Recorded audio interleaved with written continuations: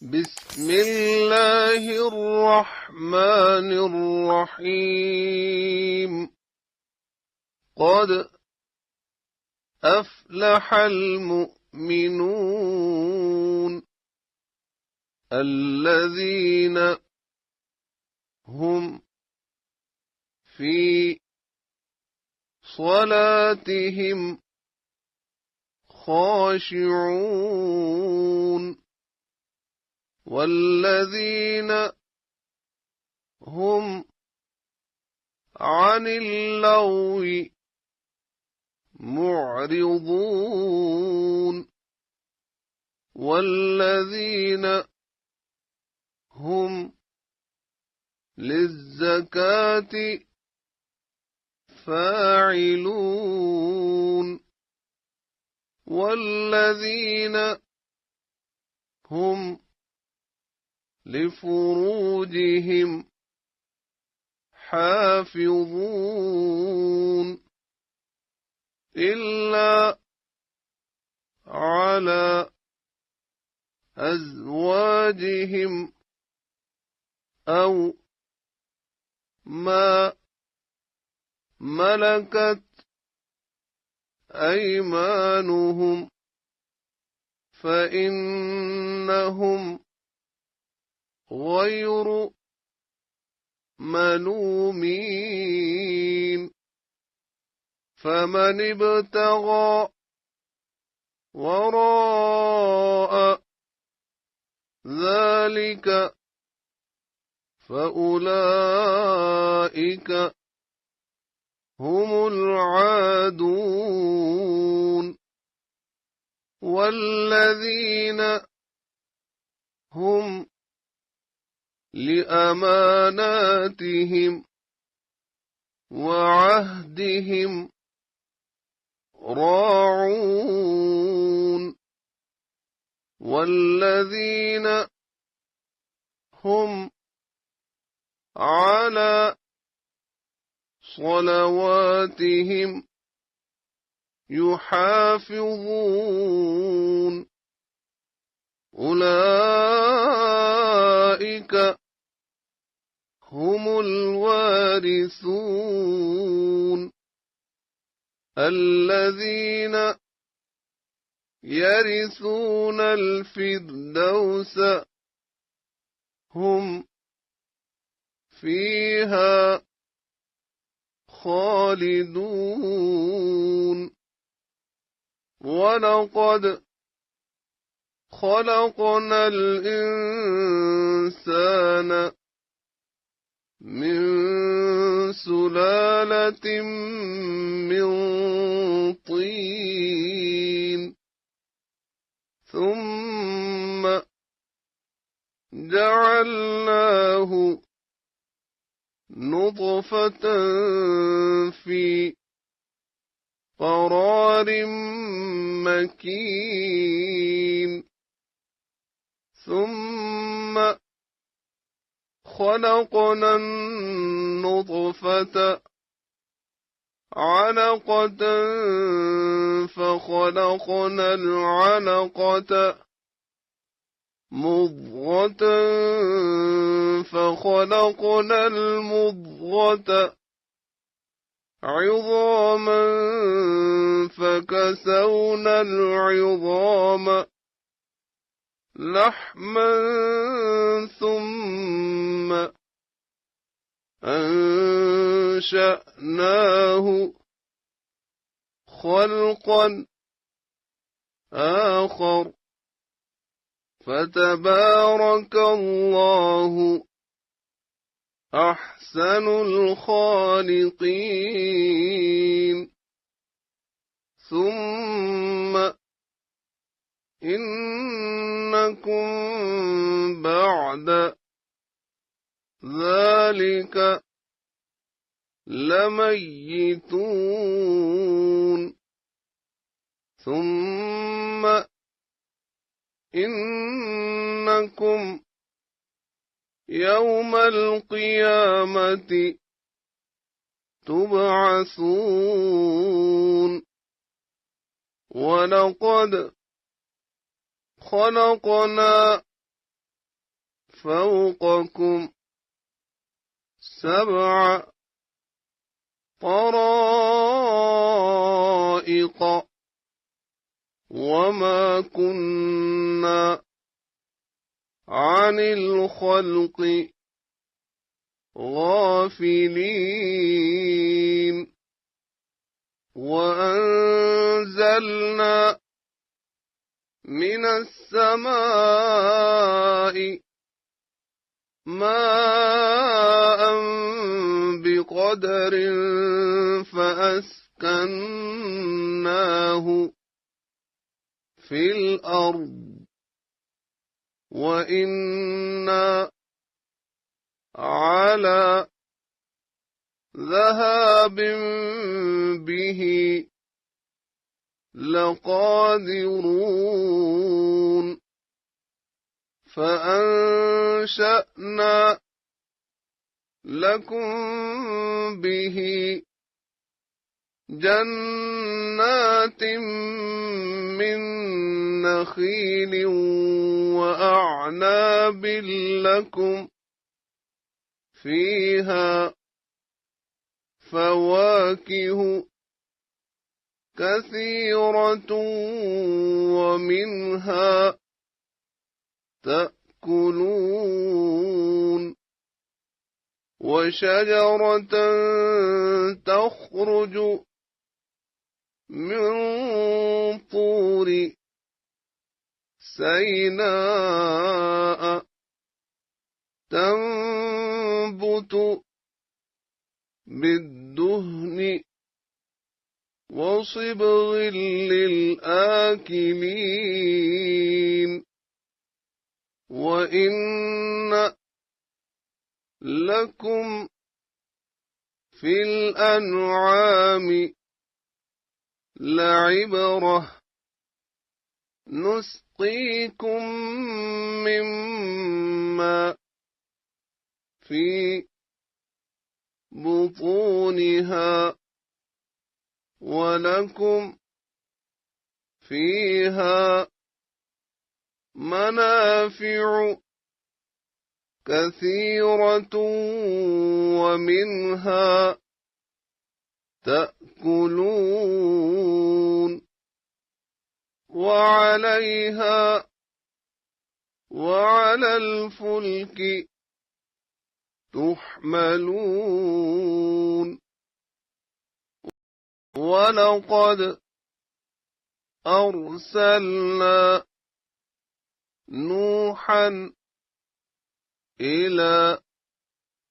قومه فقال يا قوم اعبدوا الله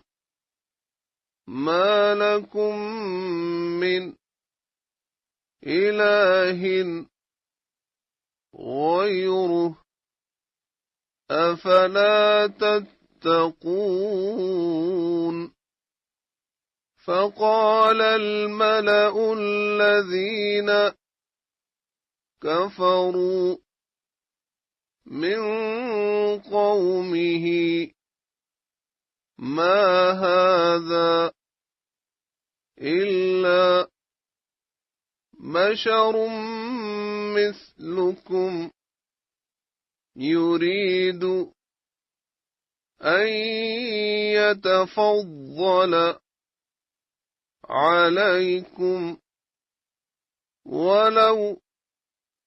شاء الله لأنزل ملائكة ما سمعنا بهذا في آبائنا الأولين إن هو إلا رجل به جنة فتربصوا به حتى حين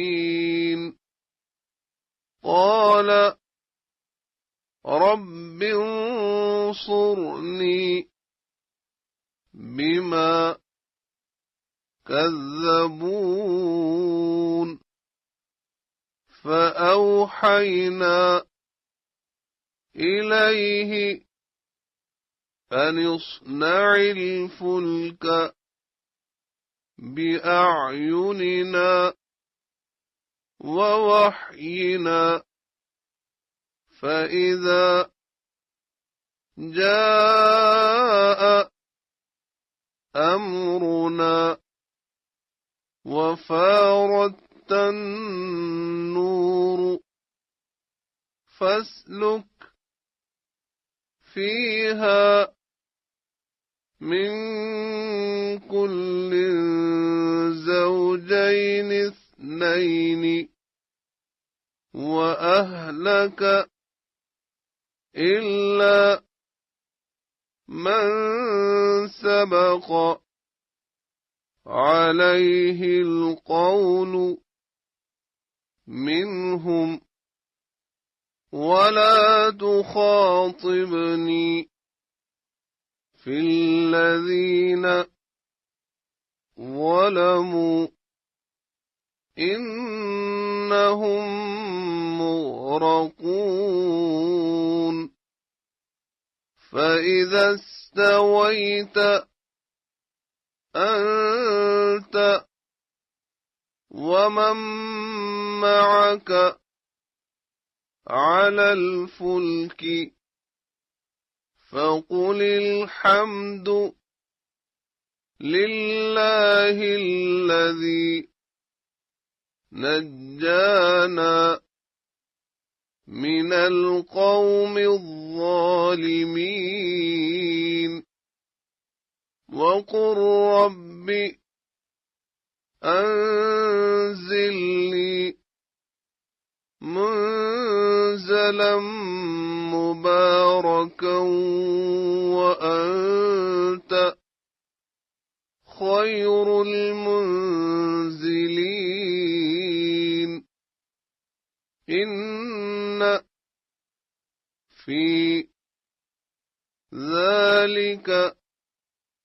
لآيات وإن كنا لمبتلين ثم أنشأنا من بعدهم قرنا آخرين فأرسلنا فيهم رسولا منهم أن اعبدوا الله ما لكم من إله غيره أفلا تتقون وقال الملأ من قومه الذين كفروا وكذبوا بلقاء الآخرة وأترفناهم في الحياة الدنيا ما هذا إلا بشر مثلكم يأكل مما تأكلون منه ويشرب مما تشربون ولئن أطعتم بشرا مثلكم إنكم إذا لخاسرون أيعدكم أنكم إذا متم وكنتم ترابا وعظاما أنكم مخرجون هيهات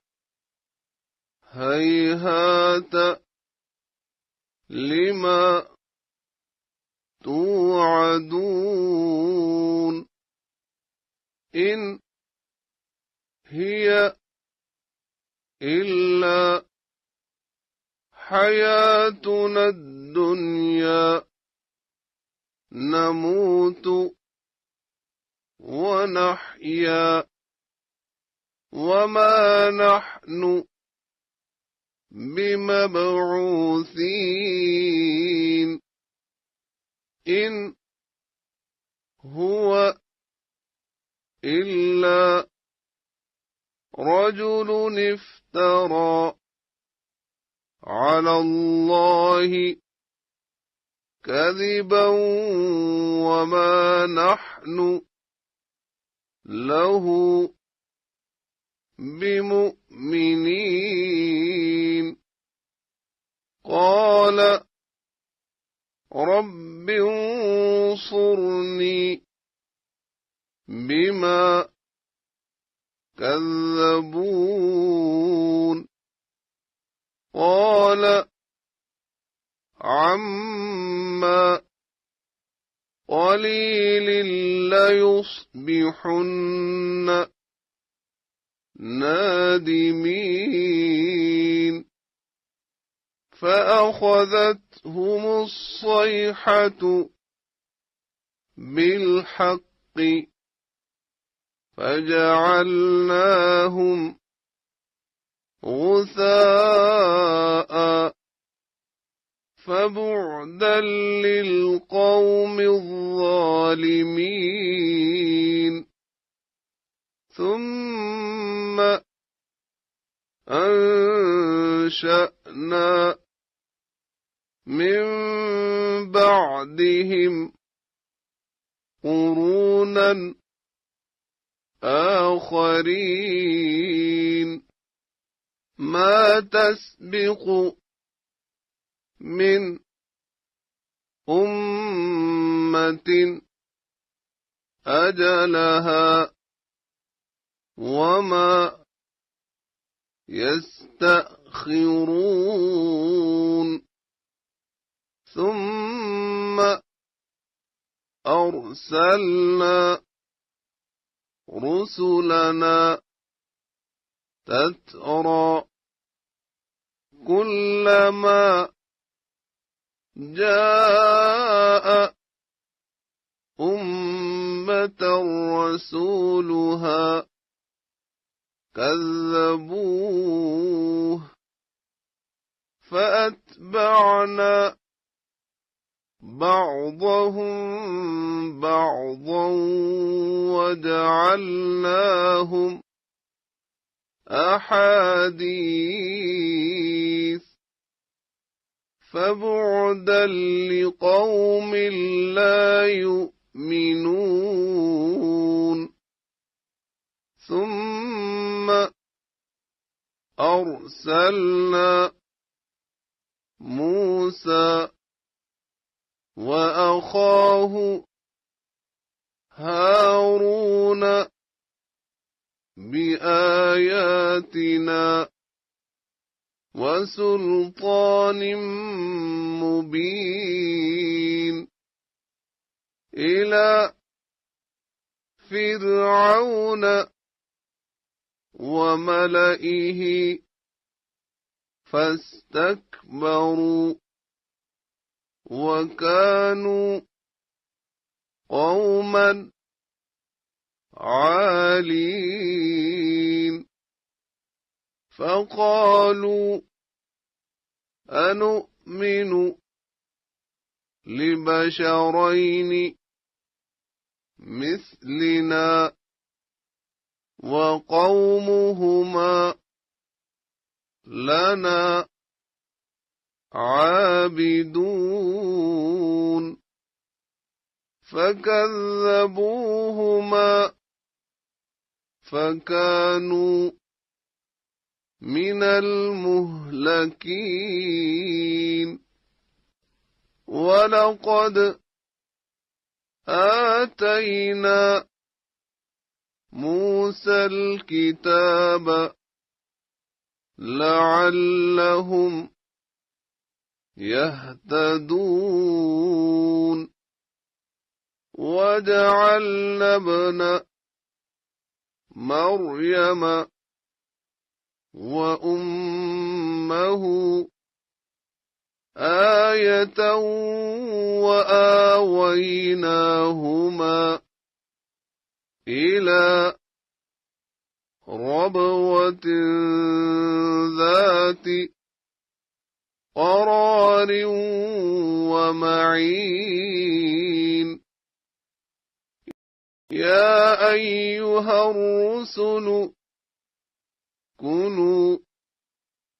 من الطيبات واعملوا صالحا إني بما تعملون عليم وإن هذه أمتكم أمة واحدة وأنا ربكم فاتقون فتقطعوا أمرهم بينهم زبرا كل حزب بما لديهم فرحون فذرهم في غمرتهم حتى حين أيحسبون أنما نمدهم به من مال وبنين نسارع لهم في الخيرات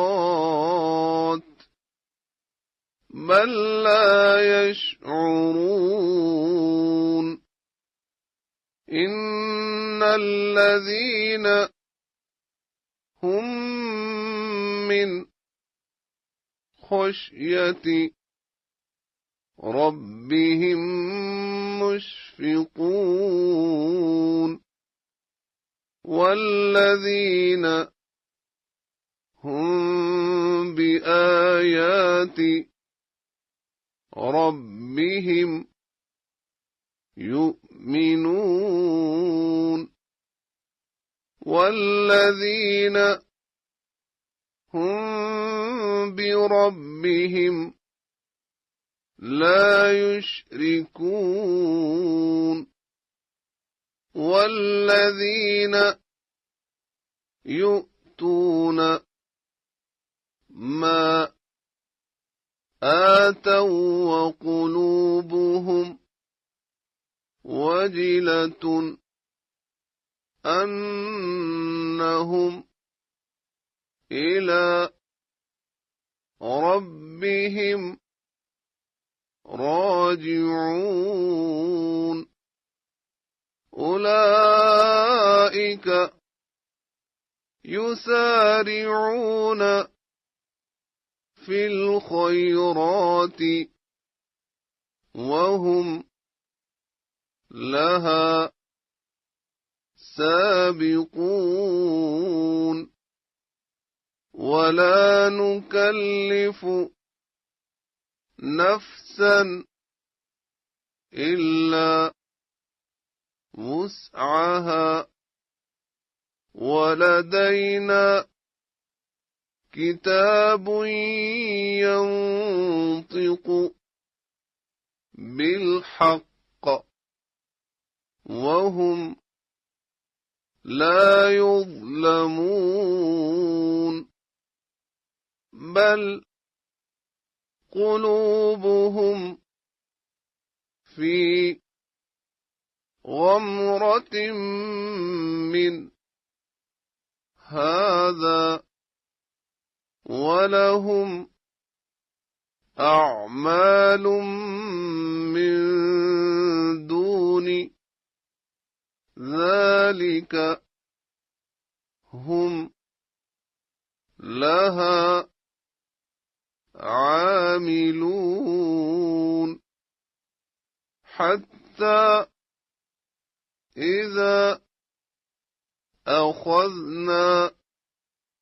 مترفيهم بالعذاب إذا هم يجأرون لا تجأروا اليوم إنكم منا لا تنصرون قد كانت آياتي تتلى عليكم فكنتم على أعقابكم تنكصون مستكبرين به سامرا تهجرون أفلم يدبروا القول أم جاءهم ما لم يأت آباءهم الأولين أم لم يعرفوا رسولهم فهم له منكرون أم يقولون به جنة بل جاءهم بالحق وأكثرهم للحق كارهون ولو اتبع الحق أهواءهم لفسدت السماوات والأرض ومن فيهن بل أتيناهم بذكرهم فهم عن ذكرهم معرضون أم تسألهم خرجا فخراج ربك خير وهو خير الرازقين وإنك لتدعوهم إلى صراط مستقيم وإن الذين لا يؤمنون بالآخرة عن الصراط لناكبون ولو رحمناهم وكشفنا ما بهم من ضر للجوا في طغيانهم يعمهون ولقد أخذناهم بالعذاب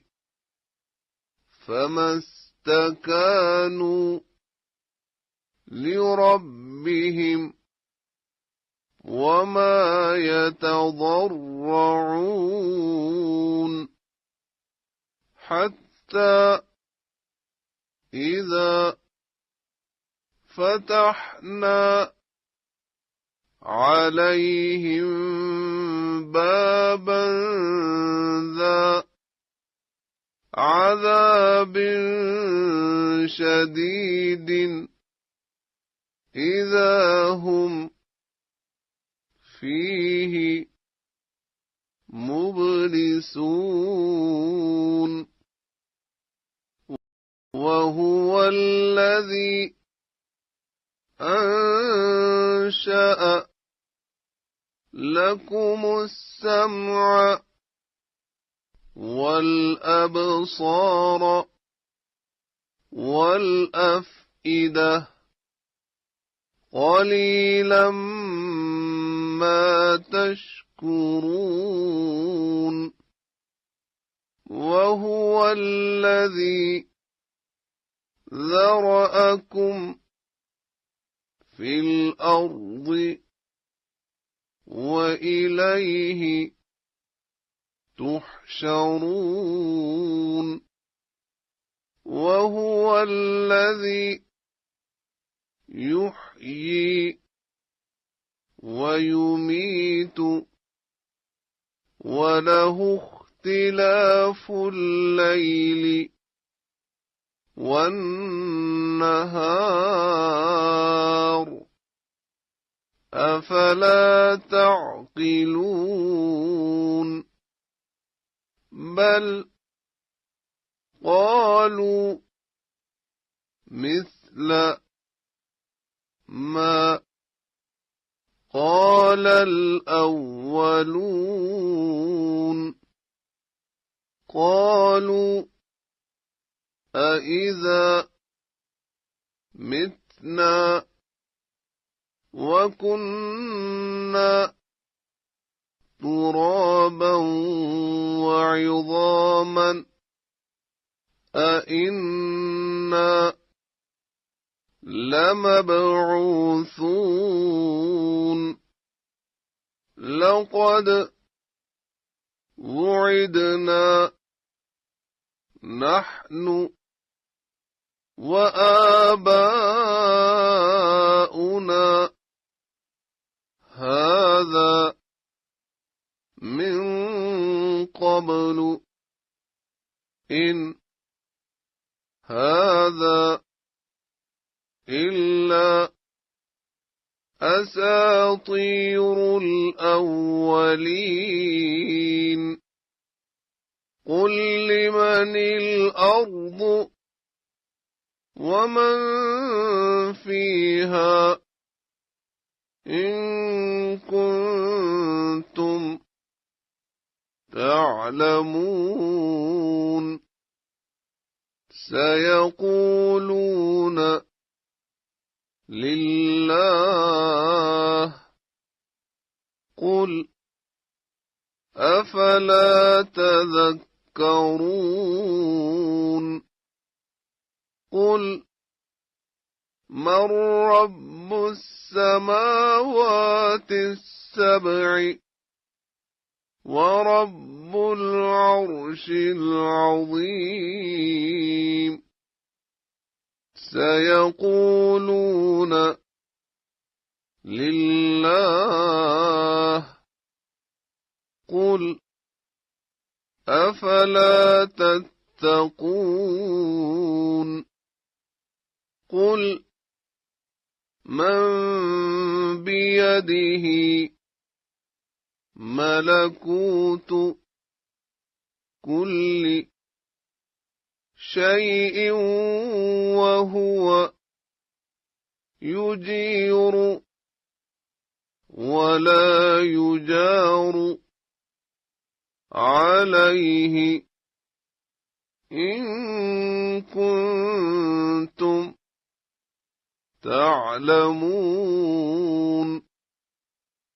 سيقولون لله قل فأنى تسحرون بل أتيناهم بالحق وإنهم لكاذبون ما اتخذ الله من ولد وما كان معه من إله إذا لذهب كل إله بما خلق ولعلى بعضهم على بعض سبحان الله عما يصفون عالم الغيب والشهادة فتعالى عما يشركون قل رب إما تريني ما يوعدون رب فلا تجعلني في القوم الظالمين وإنا على أن نريك ما نعدهم لقادرون ادفع بالتي هي أحسن السيئة نحن أعلم بما يصفون وقل رب أعوذ بك من همزات الشياطين وأعوذ بك رب أن يحضرون حتى إذا جاء أحدهم الموت قال رب ارجعون لعلي أعمل صالحا فيما تركت كلا إنها كلمة هو قائلها ومن ورائهم برزخ إلى يوم يبعثون فإذا نفخ في الصور فلا أنساب بينهم يومئذ ولا يتساءلون فمن ثقلت موازينه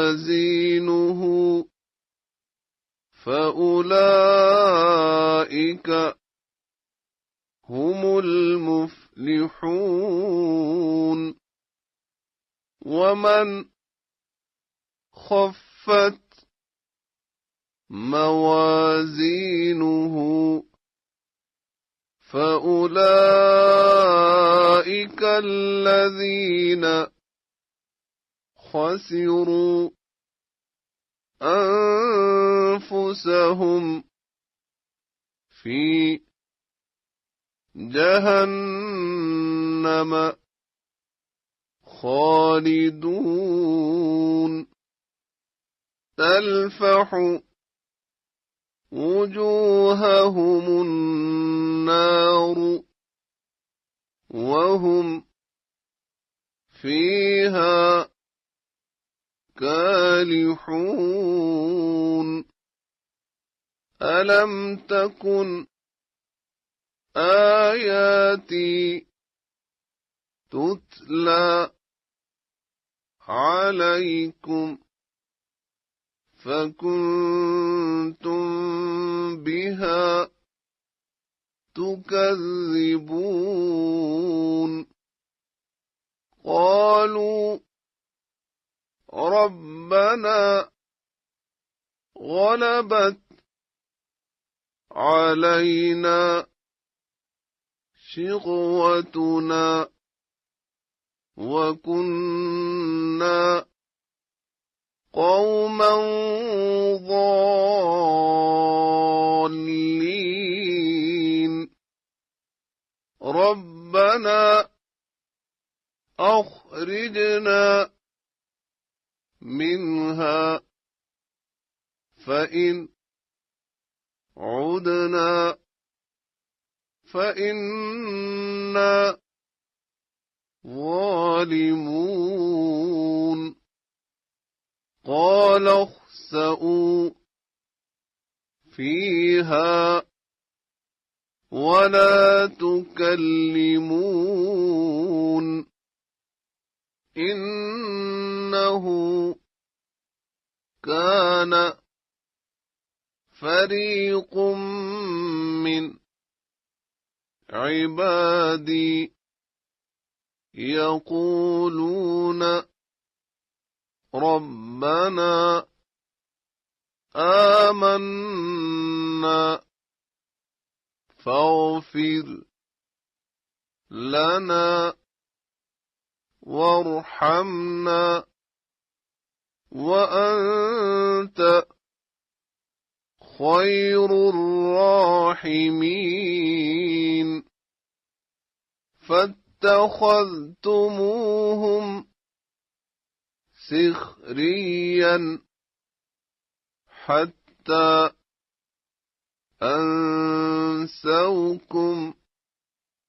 ذكري وكنتم منهم تضحكون إني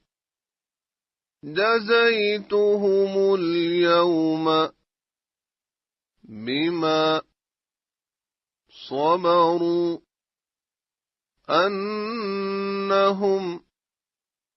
هم الفائزون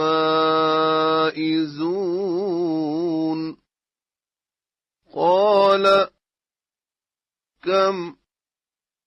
لبثتم في الأرض عدد سنين قالوا لبثنا يوما أو بعض يوم فاسأل العادين قال إن لبثتم إلا قليلا لو أنكم كنتم تعلمون أفحسبتم أنما خلقناكم عبثا وأنكم إلينا لا ترجعون فتعالى الله الملك الحق لا إله إلا هو رب العرش الكريم ومن يدع مع الله إلها آخر لا برهان له به فإنما حسابه عند ربه إنه لا يفلح الكافرون وقل رب اغفر وارحم وأنت خير الراحمين